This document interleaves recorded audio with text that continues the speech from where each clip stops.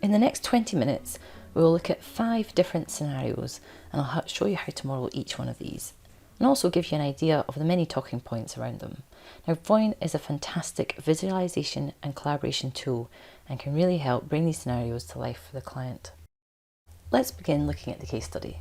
So in the base plan here that I'm showing on screen for Mrs. Jones, she's come into a lump sum of money, and in this base plan it's going to be kept in cash, and we'll see that in the savings and investment section here. So in this video I'm going to talk you through the different plans I have in for Mrs. Jones and what they show and how to compare between plans. If I expand everything in the base plan, we can see that for Mrs. Jones, she's got some employment income in the pre-retirement years up until 65 in this blue here. She's got the $200,000, which is what we're going to do different things with in the various scenarios, general investment account and the super. She also has her home and that has a debt on it. So you can see it's linked there with this little link icon. We've put in the basic and leisure expenses, and also there's a goal of a gift to her kids just after retirement here. There's a bit of red in the plan by age 79, and if we go to the assets chart, we can see without the details on that we've got the light blue, which is the cash and the investment account running down in the first few years after retirement, and then it's the super, and the property won't be liquidated unless you specify, and we'll show you how to do that in this video. What we're going to look at, so first of all we're going to look at what if this cash was invested in a rental property. Then we'll look at selling the rental property later in the plan. Then alternatively we'll look at investing the cash in the super. And for the fourth scenario, we'll look at using that surplus to pay down the debt on the main residence. Let's look at these each in turn. I'm going to start with investing surplus cash in property. So if I go to the property tab in this screen, there's now a new property that I've entered via the plus button bottom right. And it's a rental property type, so it will have capital gains calculated on it when it's sold in the plan. And if I just click on it here, a couple of key things to point out. Is this a future purchase? Yes. So I'm doing this as something that's going to be purchased in year 1. So I need to make sure it's a yes here. And in timing, it's the buy event is the start of the plan. For more information on each of these fields, click on the dotted green underline and you can see the inline help. I've linked some debt for purchasing the rental property. It's going to cost $500,000 and they have $200,000, so that they're going to have a mortgage on the rest. So that's the debt. Linked expenses and linked rental income. What this means by linking them up to this property, so if you sell the property in the plan, these things will stop at that point in time automatically. Let's check it's set up how we'd expect. So by doing that, we're going to go to the cash flow charts. Just from looking at the chart, you can see the debt credit of the 300 and the taxable savings used of the 200. I'll double click on that bar to get into year view and go to the property tab, and there's the purchase property with the expected values in there with the cash cost. What's being used in that year to meet these expenses, you can see that in the cash flow tab, and you can see all the expenses in this tab here. If we move to year 2, for example, or 3, you can see in the cash flow tab the income coming in from the rental property in addition to her employment income. And note there's assumptions built into this. For example, the rental income is assumed to increase each year, and you can change that when you enter it in. Generally though, we'll look at all the income and expenses in that year, and you can see if any of the expenses aren't able to be met that year, as it will show a red, like later on in the plan, and whether there's surplus. So for example, in this plan, if I hover over the bar here, there's actually surplus income in these years. So more is coming in than is what is needed. So let's have a look at the chart now and we'll compare it to the base plan. So we'll go to Let's See, compare plans chart view. First of all, I'm going to rescale the charts so they're on the same scale by using the zoom, because what you find with a spike is that it can look different. And then I'm going to use the zoom to zoom in on the rest of the chart apart from year 1. What you can quickly see in terms of the income coming in is that we now have this slice of pink, which is the other income from the rental property throughout the whole of the plan. It's not enough to meet their basic expenses, which is this light blue line here.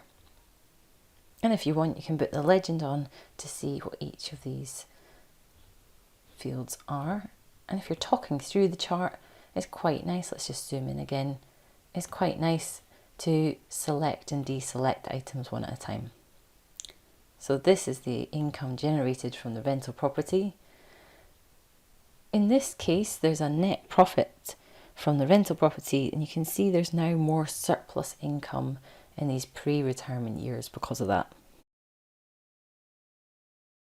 Now the money doesn't last as long in the plan. The red starts at this point here, age 75, and that's because it's now a non-liquid asset. So although there's the income being generated from the rental property, there's now slightly more expenses as well, and also the main bulk of the capital is in property. So we'll go to the assets chart. I'll take off the details, and you can see that at this point, for example, there's much more money in the property than there is in liquid assets. The other thing to point out is because the cash is being spent in the base plan, by this point here, for example, there's just the super left, whereas in the top plan, there's the supers just run out, but there's still the property. So even though they're out of liquid assets, there's still that property being included in the asset test for the age pension, and the age pension is lower. Finally, we can go to the debts chart just to check that the extra debt amount is being included, which you can see it is here.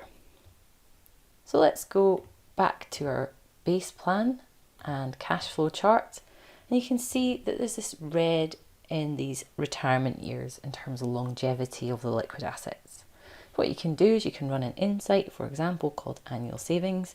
This gives you an idea of how much would need to be invested from the start of the plan to the retirement event in order to get rid of that red and run the liquid assets to zero by the end of the plan.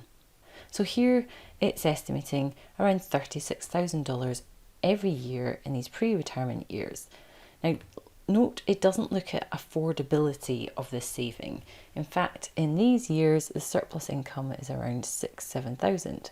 However, that is still higher than the base plan surplus, which was around, you can quickly go see,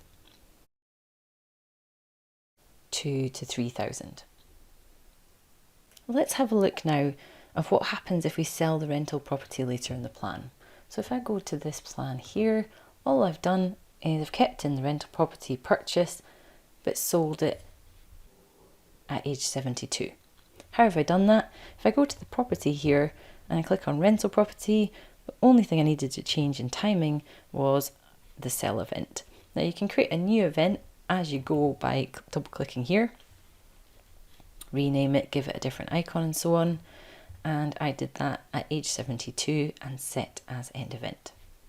So now you can see the spike in the plan for the property sale, and you can double check in year view what's happening there. The property is being liquidated, any final debt is being paid off, and if we go to the investments tab, you can see the surplus proceeds, because we don't need to buy a new property. The surplus proceeds are going into the cash account. You can change that if you want. In this demo plan, we'll just keep it as cash.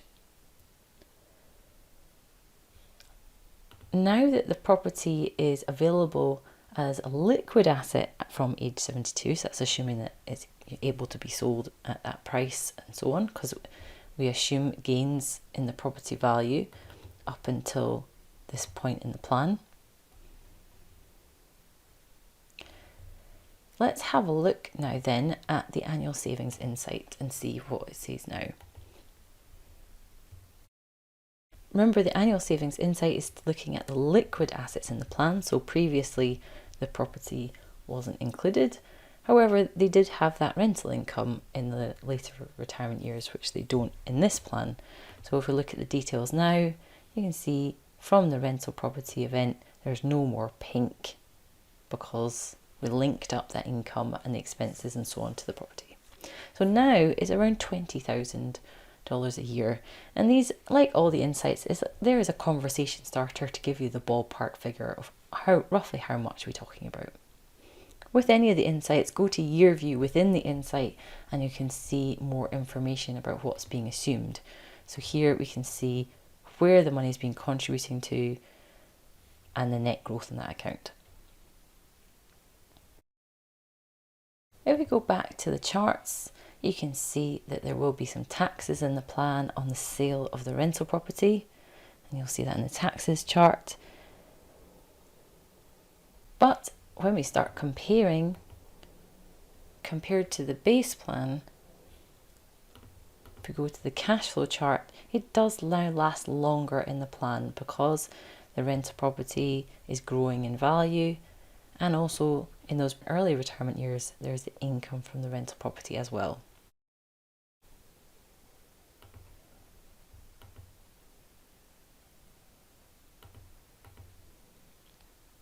As they run down on their liquid assets, you can see the age pension building back up again. And there's still some red in the plan from age 83, but it's later than if it was just kept in cash. So this can open up discussion around the income generated from the rental property in proportion to the expenses in the plan and any other liquid assets in the plan, what to do with any surplus money generated from the rental property, and selling the rental property at a future point in time, including the assumptions and projections made in terms of the increase in the property value and any risks for holding property as a rental property. Let's now look at investing this money in the super.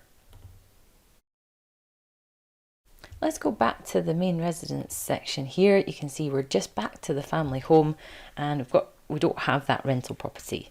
What's happening in this plan is there's a transfer in from the cash account into the super. When is that happening? Is at the start event. So let's go and check in year view that it's set up how we'd like. There's the contribution to the super. If I click on it, you can see that 200,000 non-concessional contribution. And you can also see at the bottom here that the different amounts in each of these pots. You can also check the net growth rate, and when it comes to the retirement, you can check that it's transferred over into the retirement super. Okay, so let's go to Let's See and we'll compare it to the base plan. As expected, there is more yellow in the plan, and the yellow is the super. So we can toggle on and off the super in each of these plans, for example, to highlight that. And it does last longer, so we've had a lump sum contribution into the super from year one, and then it's growing in value until it's needing to be taken in retirement. If you want to, you can compare in the assets chart, for example, the different values of the assets at just before retirement where the money's taken. The top plan is when it's invested in the super, and the super has a higher balance as you'd expect. But overall, there's a higher balance as well because the super is growing in value more than the cash. Let's now compare investing in the super to investing surplus cash in the property and then selling it later in the plan.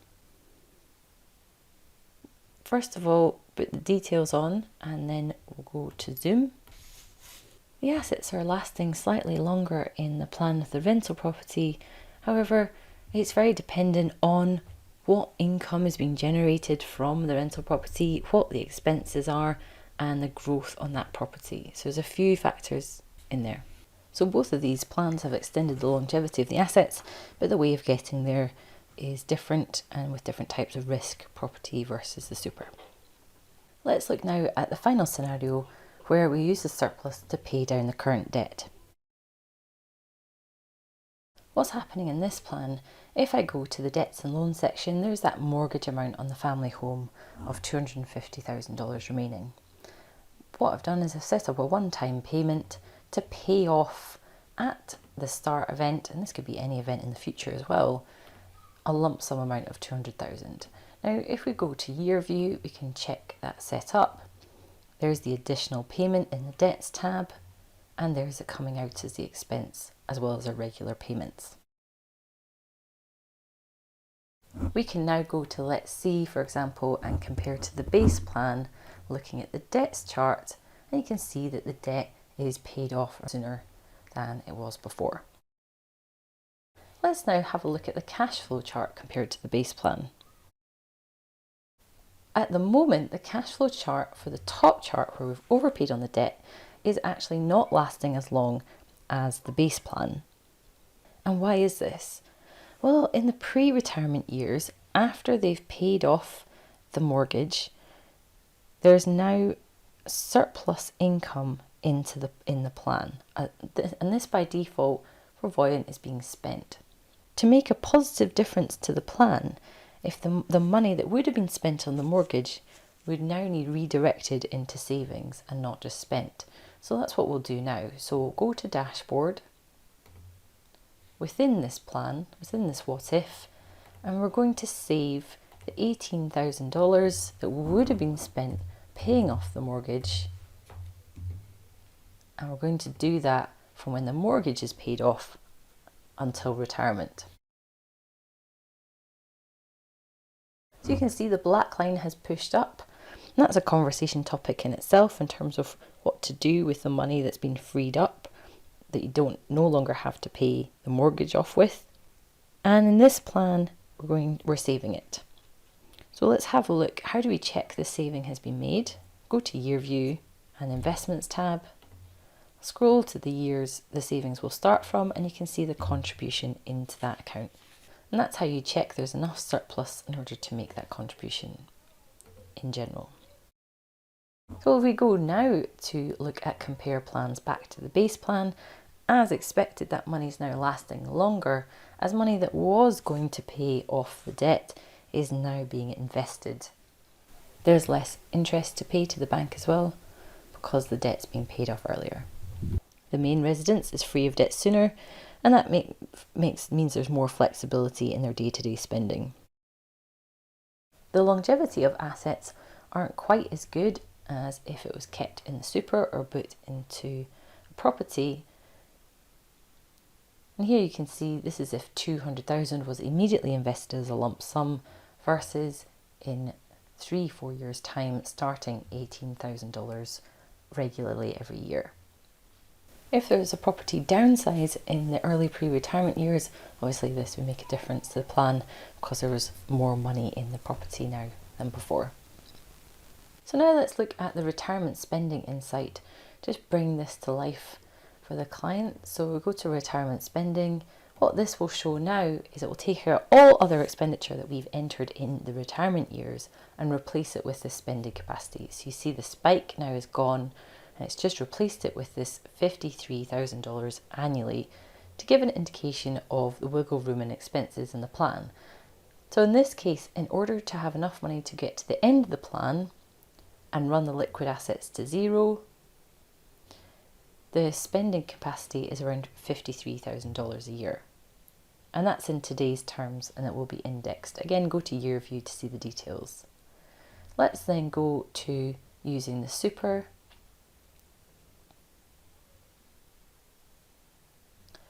And we can run the same insight to see how long the liquid assets would last in terms of their spending capacity. And see it's increased to 57. There's more liquid assets available in retirement, and so they can stretch a bit further. As I say, these insights are a great platform for discussion or just a different way to compare the plans.